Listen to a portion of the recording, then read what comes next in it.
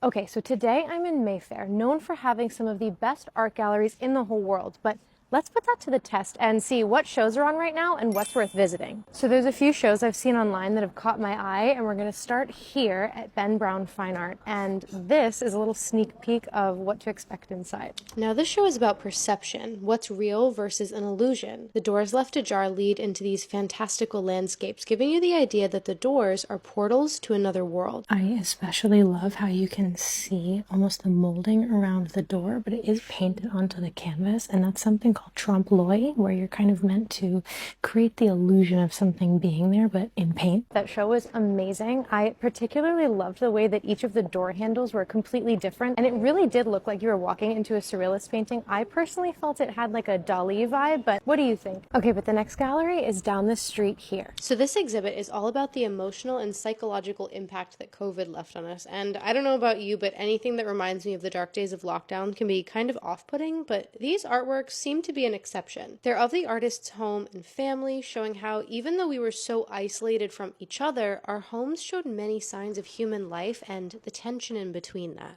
Okay, so because the show was about COVID, I was kind of apprehensive how much I would feel comfortable looking at the images, mostly just because COVID is not the happiest of memories, but I think that the meaning behind it and the fact that they were painted with colorful colors, it didn't feel like a downer. It still kind of felt like an upper, looking at images that kind of remind us all of a time that affected our lives quite a lot. So I would say that show actually exceeded my expectations. But the next show is a little different, and it's right in here.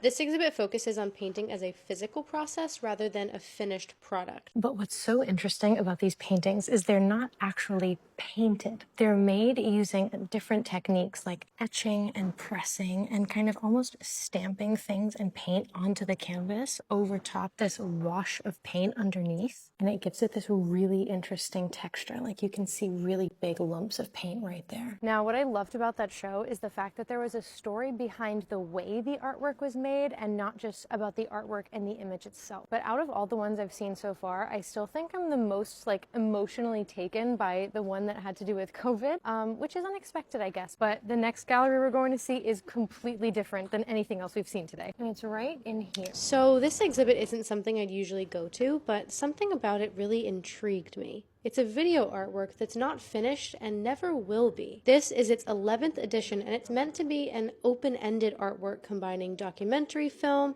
art film, and sort of a personal diary. Now, I'm not usually someone that's into video art, but what I really liked about this show was the setup. I liked that you walked in behind the movie screen and you could see all of the parts to it. It had this really cool impact when you walked into the room. Okay, so overall there wasn't a bad show among them. I would say though my favorite one, surprisingly, was the one at Lindsay Ingram Gallery that was about COVID. But obviously not just because it was about a pandemic, but it was about the feeling and the actual experience and what we went through kind of emotionally throughout the process, depicted in a really beautiful and sentimental way. And I think the timing of the show being now is good because we've had enough time to heal from the trauma that was locked down. But overall, all of the shows were great, but I'm really curious, which one was your favorite?